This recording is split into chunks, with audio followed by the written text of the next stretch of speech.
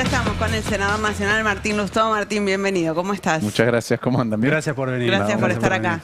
¿Cómo viste hoy la sesión en diputados? ¿El resultado, el proceso?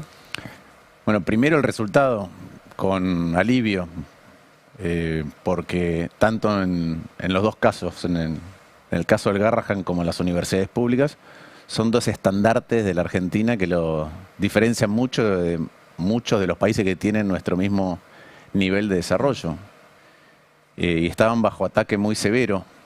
Entonces me parece que esto les da un alivio tanto a los médicos como a los padres, en el caso del Garrahan, y a los alumnos y a los profesores y a las autoridades de la universidad que dicen, bueno, por lo menos ahora nos tenemos que abocar otra vez a ver cómo mejoramos ciertas cosas, cómo convencemos a los profesores de que no se vayan, de que hay tiempo para la recomposición salarial que ahora va a venir, a los alumnos de que no van a perder esos profesores que les gusta tener. Entonces me parece que desde el punto de vista del resultado, con alivio y alegría.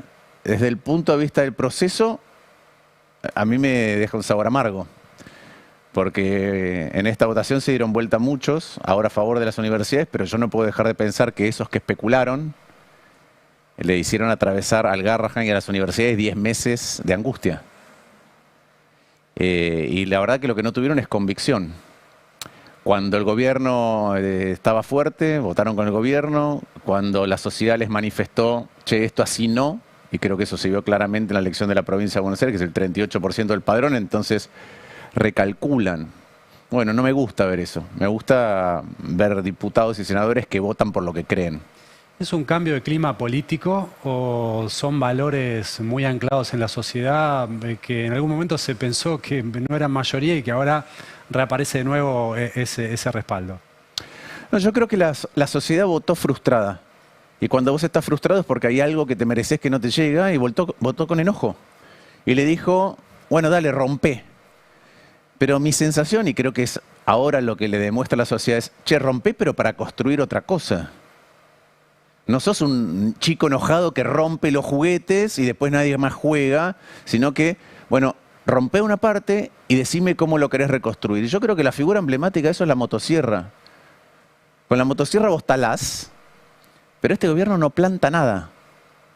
No, es un presidente que no habla de cómo mejorar la educación. De hecho, no habla de educación solo para denostarla. No habla de salud, sino para denostarla.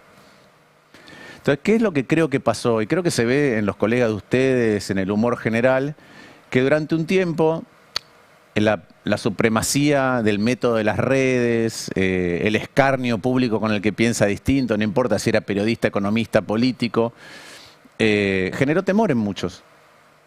Ya sabemos que las encuestas no funcionan bien, entonces sí, la imagen es extraordinaria. Y de golpe tuvimos un test, que es el 38% de la Argentina fue a votar. Dijo, hasta acá, no sigas rompiendo porque hay cosas que después no se pueden arreglar y para nosotros son importantes.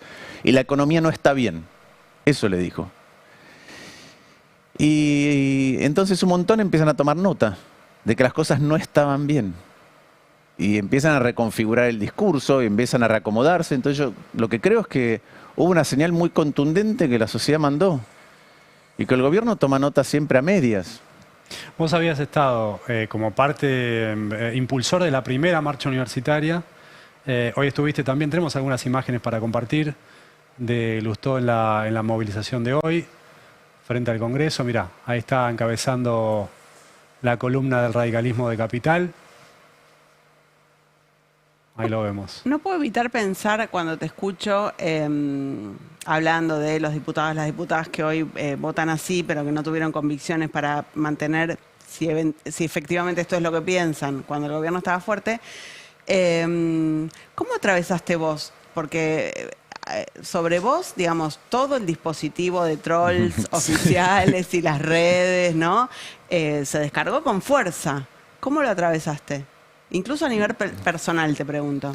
Mira, yo trato de no darle mucha importancia a lo que pasa en las redes, sinceramente, porque me parece que es un microclima, que a veces un microclima es direccionado, y después hago mi vida cotidiana, y siempre digo lo mismo, yo, entre tener que explicarle a las redes y a los troles por qué tomo las decisiones, y tener que explicarle a los que me conocen de verdad, a mi mujer, a mis hermanos, a mis amigos de toda la vida, que saben lo que pienso, que si ven que hago algo en público distinto a lo que pienso y les digo en privado, me van a decir, che, ¿me estás mintiendo?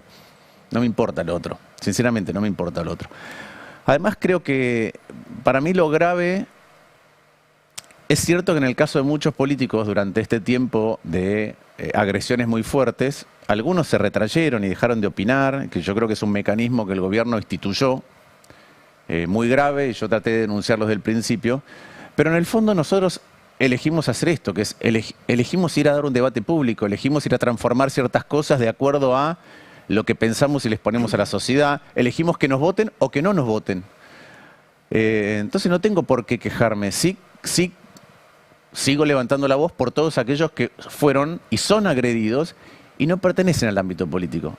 Economistas, no puedo olvidarme de Marina del Poyeto, artistas, desde Lali para abajo, lo que quieras. Y lo mismo con los periodistas. Sí, claro. Y lo mismo con los periodistas. Entonces digo, mira, que a nosotros que estamos dando un debate público y nos oponemos a ciertas cosas o que creemos que se pueden resolver de otra manera que la que utiliza el gobierno, bueno, son las reglas del juego. El resto no está sometido a esa regla del juego, no eligió esa regla del juego y me parece muy peligroso que se instale que esa es la regla del juego. Que un presidente le pueda decir, no importa si es un economista o un artista o un chico de 12 años, te puedo decir lo que quiero. Porque no le puede decir lo que quiere, es el presidente de la nación. Ahora, vos también habías quedado en minoría dentro del radicalismo, siendo el presidente del partido. A veces votabas en soledad en el Senado. Sí, como con la ley Bases que la voté en contra. Sí. Claro. Y ahora cambió la ecuación. El radicalismo, hay que ver, en muchas provincias van aliados, pero ¿dónde está para hoy el radicalismo? Yo creo que ese debate interno, que cuando el gobierno parecía que arrasaba con todo y que en la Argentina no había alternativa y que las olas de la batalla cultural... no importa cuán violenta fuera, y de la no posibilidad de debatir y de presentar alternativas estaba de moda, una postura más difícil sostenerla. Ahora que se ve que el gobierno, como muchos gobiernos, comete errores, y este tiene errores muy graves desde el principio, en mi opinión, me parece que el radicalismo está dándose un debate más profundo, y por ahí gobernadores que no les gustaba la postura que yo tenía, ahora tienen una postura similar. ¿Te llamaron? Sí, y lo veo como sano, que haya una reflexión más crítica de cómo son los procesos en los que nos lleva este gobierno. Valdés, digo, por mencionar algunos. Yo menciono algunos, el de Corrientes. ¿Por qué digo esto que me parece mejor salir de esa falta de crítica a algo un poco más elaborado? Porque hay cosas que está haciendo el gobierno que son muy complejas y que nos llevan en buen camino. Y no importa si es por conveniencia, no importa si es por miedo o por especulación, es mejor siempre decirlo, porque se incita a un debate. Y a veces al que uno le pregunta o el que se siente interpelado se enoja, pero nunca hay una sola solución para las cosas. Y este es un gobierno que aún después del llamado de atención de las urnas, Milei dice, todo esto que logramos lo logramos gracias al apoyo de ustedes. Pero cuando el apoyo le dice, no, hasta acá, esto no, por favor, no rompas más, empezá a construir, él dice, no hay otro camino. ¿Es el equilibrio fiscal o nada? Sí, y cometen muchos errores con eso del equilibrio fiscal. Él dice, por ejemplo, el otro día, cuando hace la cadena nacional, dice, solamente con tener equilibrio fiscal vamos a crecer al 5%. Y cita trabajos que no sé de dónde salen, como muchas veces cita él, cosas apócrifas, ¿sí? Pero si crecer al 5% anual fuera solo un tema de tener superávit fiscal, no habría pobreza en el mundo. Y él dice, por un lado, esta es la receta que usan todos los países para crecer, y después dice, Argentina son los 5 países del mundo que tienen superávit. Entonces, son contradicciones internas permanentes. Él sometió, mientras el sector público ahorra, él sometió a toda la sociedad a desahorrar, confiando en que la diferencia, para que la sociedad no restringiera su nivel de consumo, la iba a dar el financiamiento exterior. Pero si hay superávit en el sector público, el sector privado está en déficit. Déficit es que estás gastando más de lo que tenés. ¿Qué estás haciendo para gastar más de lo que tenés? ¿Te estás endeudando? Y aumentó mucho la deuda de las familias y de las empresas. ¿O estás desahorrando? El canuto que tenías guardado, no importa si era un plazo fijo o eran dólares, lo estás liquidando para poder sobrevivir. Bueno, y a eso sometió la sociedad argentina durante mucho tiempo, en mi opinión, sin un plan claro. Y ese es un debate que tenemos desde el principio. Viste que había una mirada de Milei está yendo en la dirección correcta, podemos discutir algunos detalles, si en lugar de recortar acá, podría haber recortado allá, pero está haciendo cosas que todo el mundo sabía que había que hacer. Digo, y para fortalecer ese argumento tenías al que había sido viceministro de Massa, Gabriel Rubinstein, diciendo Milei está en la dirección correcta. Yo discrepaba desde el principio con eso. Sigo pensando que es un rumbo equivocado porque Argentina, primero, los países del mundo no tienen superávit. El propio Milei lo reconoce. Te estás metiendo con algo que es como la Biblia. Sagrado. Y yo pensé que Milei había ganado esa discusión en la sociedad. No, pero yo te voy a decir por qué. Estábamos todos en la verdulería diciendo, pero qué bien el superávit fiscal. Claro, no podés gastar más de lo que te entra. ¿Por qué Una verdad que Argentina no se podía tocar? ¿Por qué Argentina? Primero, está muy estudiado. Nosotros siempre usamos como metáfora equiparar a un gobierno con un hogar, pero no es lo mismo. Entonces, todos los gobiernos, si no Estados Unidos, pero agarrar, no importa, Alemania, Francia, España, tienen déficit durante mucho, mucho tiempo. ¿Qué es lo que pasa en el caso de Argentina? Vos tenés un problema reputacional. En el momento en que Argentina empieza a gastar más de lo que tiene, empiezas a emitir, y ya sabemos en la Argentina cómo termina, porque todo el mundo se anticipa a eso, o emitís mucha deuda, y ya hemos tenido inflaciones muy altas y default. Entonces, tenés que recuperar reputación. Una vez Jeffrey Sachs dijo, el problema de Argentina no es 50% de inflación, ni 80% de deuda, es 0% reputación. Ese es el problema. Porque si tenés reputación, esos instrumentos los usás como los usan otros países. Nosotros no los podemos usar, tenemos que recuperar la reputación. Necesitas superávit. Pero ¿cuál es la diferencia? Para mí el superávit proviene de gastar bien. La sociedad tiene un montón de demandas. Algunas son prioritarias, otras no.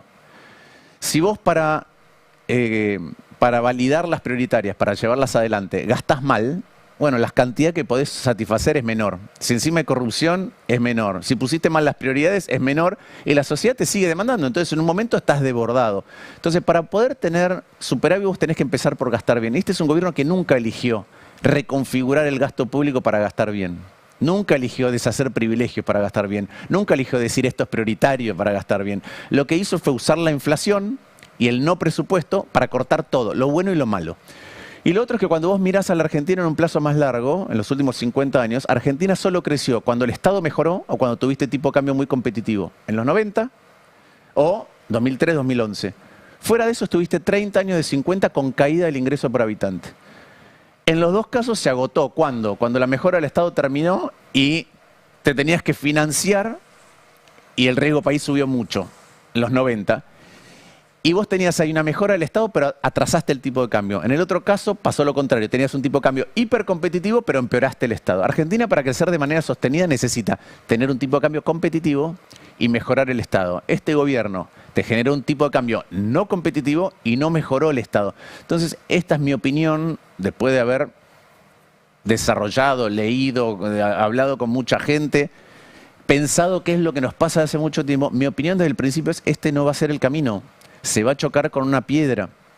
Y no se lo advertí yo, se lo advirtieron todos los economistas de la Argentina, de izquierda, del centro, de derecha, de extrema derecha. Todos le dijeron, por este camino vas a chocar. Y el presidente eligió igual, manejando el avión, decir, no me importa, son todos mandriles, son econochantas, yo voy con el avión derecho a la tormenta. Bueno, y estamos así. Estamos en la tormenta. Estamos en la tormenta. Igual que yo venía pensando, hoy es muy raro lo que pasa en el Congreso, donde cuando hay debate y el gobierno la pierde, dice hay intento de desestabilización. Lo veo a Martín Menem diciendo eso, o al propio Milei, o a Patricia Bullrich. Y la verdad es que el gobierno se subió a una torre de Jenga, diciendo yo tengo este atributo, y de golpe decís, bueno, a ver, saca la primera pieza, soy el genio de la economía. Che, la economía no está bien, pieza que va afuera.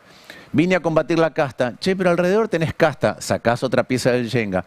Al que roba le voy a cortar la mano. Che, con la corrupción en tu gobierno, ¿qué pasa? Sacás otra pieza del Jenga. Mi hermana es infalible, es la jefa. Che, pero se está equivocando, sacás otra pieza del Jenga. Y así te puedo nombrar un montón.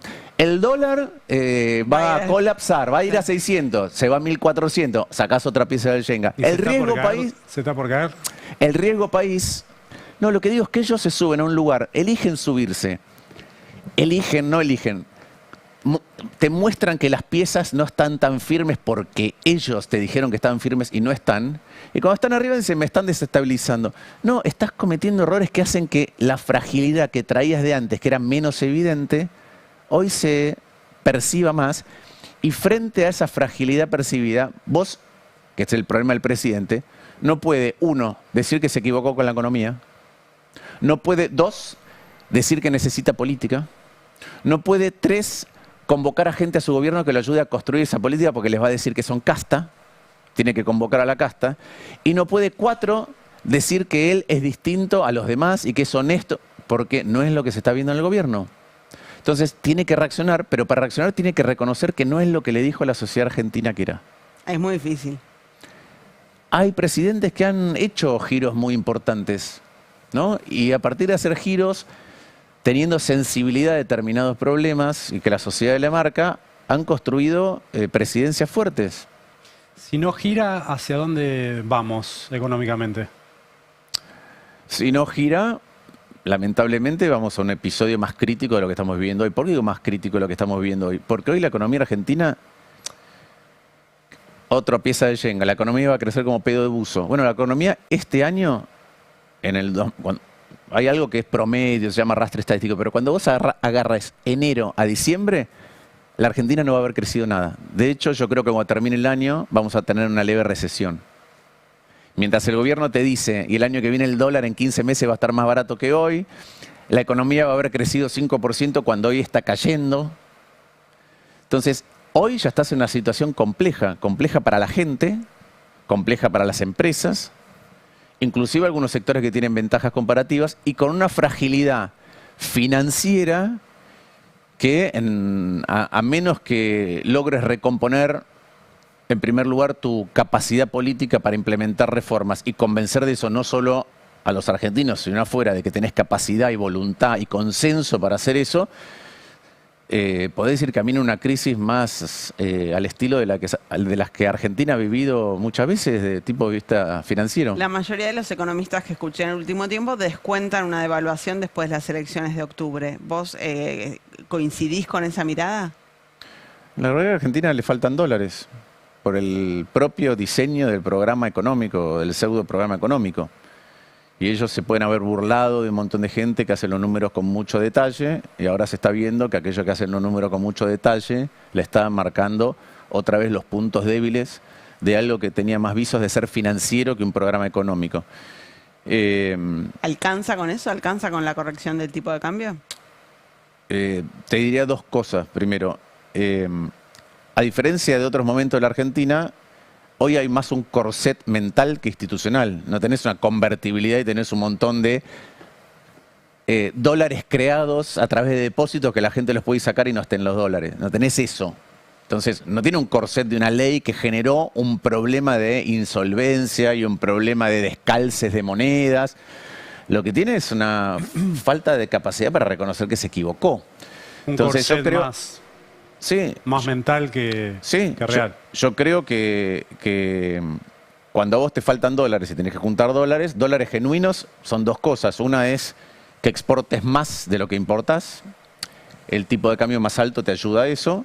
Y otra cosa es que estamos viendo, el gobierno habla un montón de la inversión, y todo, pero la verdad es que las empresas extranjeras se están yendo de la Argentina.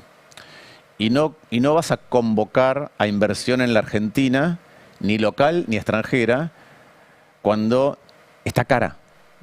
Porque si estoy entrando en un momento en que estoy pagando de más. Entonces yo creo que ese es el problema. Creo que un tipo de cambio distinto te ayudaría en los dos temas. Pero bueno, el salto del tipo de cambio tiene sus costos. Y siempre digo lo mismo, es culpa del que usa el instrumento de atraso cambiario pensando que le va a salir bien, porque es una historia repetida en la Argentina. Me hay una frase que dije el otro día que me la dijo Roberto Frenkel, que estos temas los ha estudiado con mucha profundidad. Y él tiene una frase que a mí me gusta, que me parece que puede ser una frase de cabecera para un montón de cosas que uno piensa que es: todo lo que es insostenible tarde o temprano no se sostiene. Claro. Políticamente el gobierno arrancó cuando todavía el clivaje en la Argentina era kirchnerismo-antikirchnerismo. Intentó sacarle provecho a eso y durante un tiempo le sirvió. Hace poco Lilita Carrió dijo, ya fue eso. Axel es un buen chico, Sí. no sé qué. ¿Qué ves del clivaje que hoy define a la política argentina? ¿Cuál es? Primero, yo no soy muy afecto a pensar las cosas así porque prefiero pensar en determinados temas cuál es la solución. Y a veces la solución está más cerca de un lado que de otro, de acuerdo a mi opinión. Por eso no me preocupa cuando me acusaron muchas veces de con quién votaba, porque a mí me preocupa si lo que voto está bien. No me fijo quién está al lado cuando algo que está bien lo estoy votando o cuando algo que está mal lo estoy rechazando. Yo creo que la discusión con cualquiera, con el kirchnerismo, es cuál es la solución de los problemas. ¿Qué creo que hay hoy de unificación y por ende un clivaje un poquito distinto? Es, podemos debatir cuál es la solución de los problemas y podemos tener diferencias, pero no estamos para transigir en que se rompan las cosas. Vos podés tener una propuesta diferente de las universidades, podés tener una propuesta cultural diferente, una propuesta de política científica o tecnológica diferente, una propuesta de salud diferente. Contámela, la debatimos y si es buena la implementamos. Mientras tanto, no rompas. Este es un gobierno que quiere romper porque no tiene ganas de construir. Y yo creo que eso se veía muy claro. Yo cuando voté en contra de la ley de bases, lo primero que dije es, aunque era un punto de la ley de bases, es no le voy a votar delegación a alguien que dice que vengo a destruir el Estado. No le voy a votar delegación de poderes. Y en ese momento era la moda, las herramientas. O sea, hay que darle las herramientas. Muchos opositores, hoy opositores, colaboraron en ese momento con ese argumento. Pero si alguien, le voy a llevar a un extremo, me van a pegar por esto, pero si alguien viene y dice, yo tengo ganas de pegarte en la rodilla y romper algo, de romperte, tengo ganas de agarrar un palo y pegarte en la rodilla, ¿qué instrumento necesitas? Un palo. Y yo te lo doy y me rompes la rodilla. Entonces alguien que dice, vengo a destruir el Estado, yo no le doy los poderes, lo quiero mirar lo que hace. Quiero que me explique por qué lo va a hacer. Si tiene razón, lo voy a votar. Pero si no tiene razón, no lo voy a votar. Yo lo que dije en ese momento es, yo no llevaría a mi hijo a una escuela donde el director me dijo, vos quédate tranquilo que yo vine a romper la educación. No me internaría en un hospital donde el director del hospital me dice, yo vine a romper la salud. Bueno, no le voy a dar delegación de facultades a alguien que dice, yo soy el topo que vine a romper el Estado es el enemigo y prefiero una organización mafiosa que el Estado. ¿Te alivió un poco el resultado en la provincia de Buenos Aires? No desde lo personal. ¿Qué sé yo? No sé. No, a mí me parece que tuvo un impacto muy importante.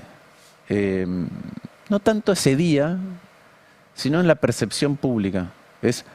¿Qué creo que le está pasando a gran parte de la sociedad argentina? La cantinela de Milei es, cada uno es responsable de su propio destino. Entonces, si tenés una discapacidad, es tu problema, no es de los demás. Si tenés un problema de salud, si tu hijo tuvo un problema oncológico, tiene un diagnóstico de cáncer, es tu problema, no es del Estado. Si querés educarte para sacar a tu familia de la trayectoria en la que viene y ponerla en otro rumbo distinto, no es nuestro problema, buscate vos la educación privada. Entonces hay algo de esa transmisión que básicamente lo que te dice es, mira, vos sos responsable de cómo estás. Entonces, ¿yo qué noto? Noto que hay mucha gente que la está pasando muy, pero muy mal. Pero no está dispuesta a reconocerlo.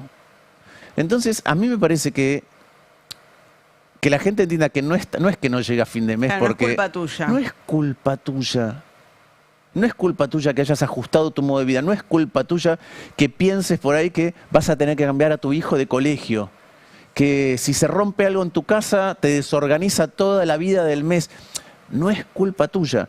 Y a mí me parece que frente a las redes, que hoy se consumen de más, frente a un montón de comunicadores que decían esto está bárbaro, me parece que hubo una suerte de catarsis después de la votación que es, somos muchos los que sentimos que está mal y si lo decimos colectivamente, por ahí nos escuchan. Es algo parecido cuando se votó en el 2021, estuvimos encerrados mucho tiempo y la primera vez que salimos colectivamente fue a votar. Y fue también una válvula de escape. Entonces yo siento eso, siento que algo mutó. Mi opinión es que lo que vimos hoy en el Senado, en diputados, ya me estoy adelantando porque estoy ansioso, no solo mañana, estoy ansioso por votar mañana, pero sobre todo porque mañana es ATN, es un tema de los gobernadores y cómo el gobierno nacional se queda con recursos que en realidad deberían ir a las provincias, particularmente para catástrofes y emergencias.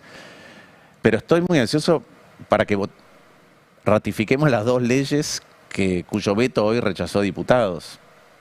Pero yo lo que creo es que lo de hoy en diputados no hubiera sido posible si los diputados no hubieran visto que la sociedad está en un lugar distinto al que el resto de los comunicadores, los encuestadores, las redes le hicieron querer a esos diputados que estaban.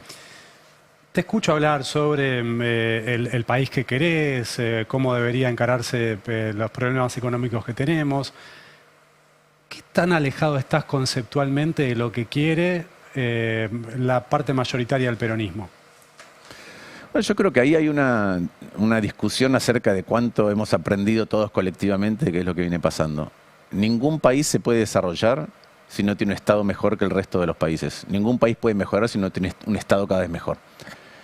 Y ahí yo tengo una discrepancia muy severa, porque no es un tema de solamente más recursos. Los más recursos o mayor cantidad de recursos, si los gastás mal, te van a generar un inconveniente. Y eso es lo que hemos visto. Hemos tenido aumento de la presión tributaria sin un gasto que realmente rinda. Hemos tenido muy malas prioridades y muy malas decisiones en muchos casos. Entonces yo creo que eso es lo que está pendiente. Miremos lo que le pasa a la clase media, por qué estaba enojada y por qué ahora se enoja más, transcurrido cierto tiempo. En la Argentina, sí, a los de arriba encuentran maneras para evadir, después para que le den un blanqueo, para eludir, para tener sus fondos afuera, todo. A los de abajo hay una red de contención social fuerte en la Argentina comparada con cualquier otro estado de Latinoamérica. Al medio, la clase media, vos le cobras cada vez más impuestos y las cosas que antes le dabas no le das. Entonces, ¿qué hace la clase media? Dice, bueno, si puedo y me da el cuero, me dejaste de dar buena salud, me la busco yo, una obra social, prepaga, seguro médico. Si me dejaste de dar buena educación, voy y pago un colegio, aunque sea un colegio parroquial.